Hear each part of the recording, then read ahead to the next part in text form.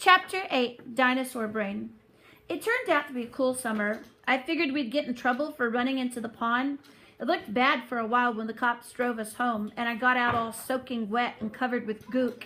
And when Grim was hosing me down, he had this really pruny look on his face, like he was smelling something bad. But the cops made out like I was a hero or something, rescuing the poor crippled midget kid. So Grim listens to the cops, and then he gives me this weird look like, imagine my surprise.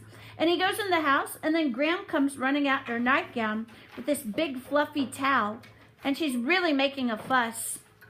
Me rescuing Freak? What a joke, right?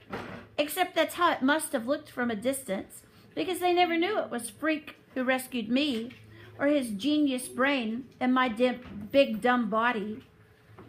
Graham is there rubbing me with the towel, and her hands are shaking, and she's saying, "Oh, I saw those blue lights, and I thought the worst."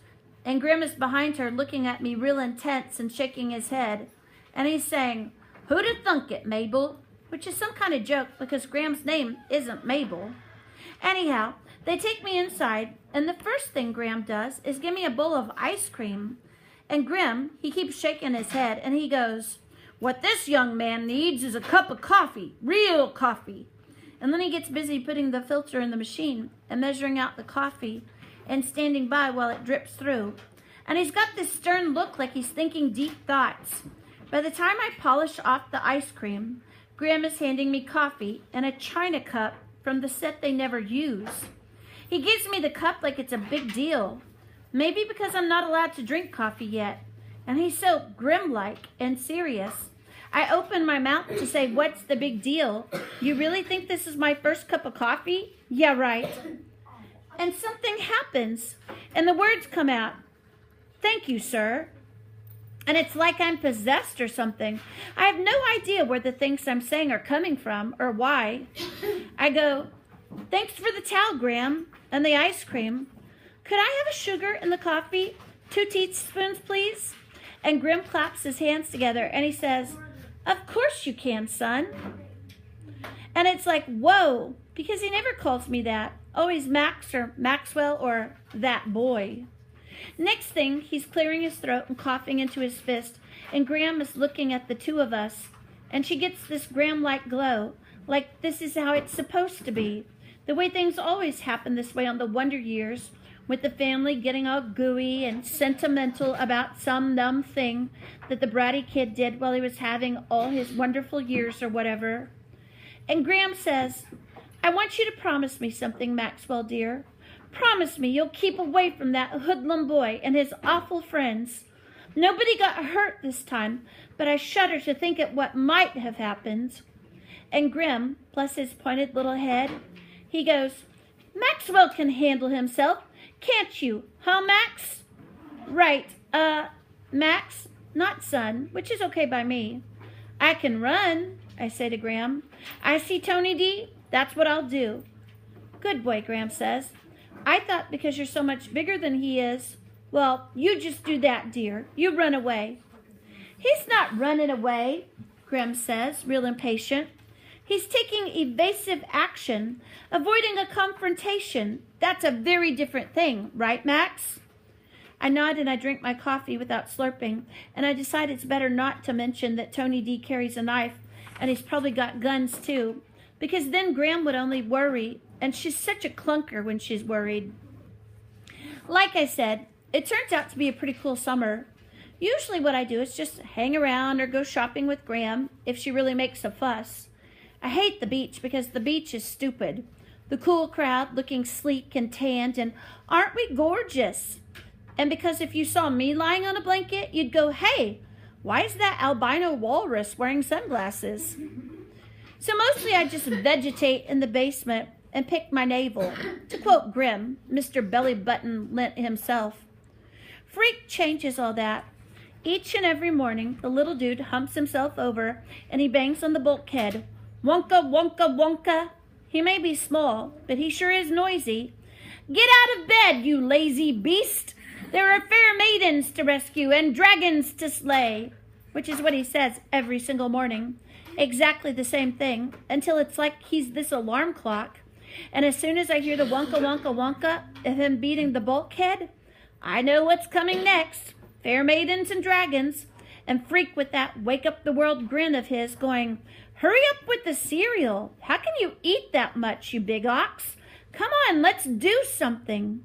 He's so full of over-ready energy, you can practically hear his brain humming, and he can never sit still. Ants in the pants, I say one morning when he's ready to yank the cereal bowl off the table because he's in such a hurry to do something. And he goes, what? And I go, you must have ants in your pants. And he gets this funny look and he goes, that's what the fair Gwen always says. Did she tell you to say that? And I shake my head and I finish the cereal real slow. And Freak goes, for your information, there are 2,247 known subspecies of Hemipteran insects, Latin name Formicidae, and none of them are in my pants. Normal. Which cracks me up, even though I don't understand a word he is saying. I propose a quest, he says.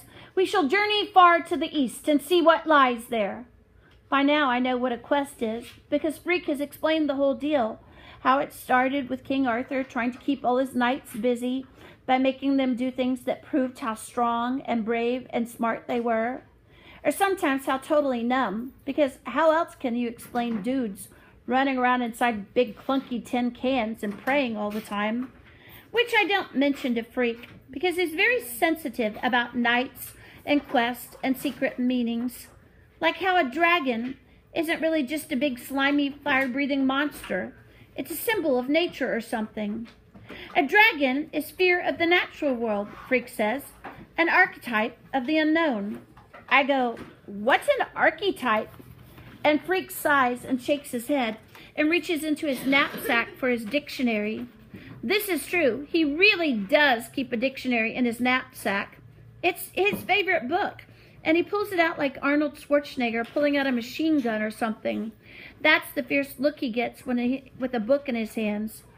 Go on, he says, making me take the book. Look it up. And now I wish I hadn't said anything about this archetype dude, because I hate looking stuff up in his stupid dictionary. Start with A, he says. I know that. A-R, he says. Just go along until the A's, along the A's until you come to A-R. Yeah, right. Easy for a genius to use the dictionary, since he already knows how to spell the words. And R's, they never look like R's to me. They look like backward E's, which is the way they look to me sometimes, unless I really squint and think about it. Careful, he says. You'll bite off your tongue, and then we'll have to waste the day at the emergency room getting it reattached. Microsurgery is such a bore. Didn't anybody ever tell you that? Huh? I say. But I do close my mouth so my tongue doesn't stick out. I'm still looking in the dictionary for archetype, and I'm looking for words that are underlined with red ink, because that's what Freak does the first time he looks up a word. He makes a line under it, and you'd be amazed how many are underlined. There are whole pages like that, where he's looked up every single word. Finally, he spells out all the letters for me, and I find the stupid word. There's nothing about dragons here, I say, squinting hard at the stuff under the word. It just says pattern. So what is it? A sewing type thing? Freak has this disgusted look, and he takes the dictionary, and he goes, you're hopeless. Pattern is the first definition. I was referring to the second definition, which was much more interesting. A universal symbol or idea in the psyche, expressed in dreams or dreamlike images. Like the helps, right? Like that helps, right? I'm getting bored with the dictionary, so I pretend to understand, and Freak finally gives up, and he shakes his head and goes, I don't know why I bother. Dinosaurs had brains the size of peanuts, and they ruled the earth for 100 million years.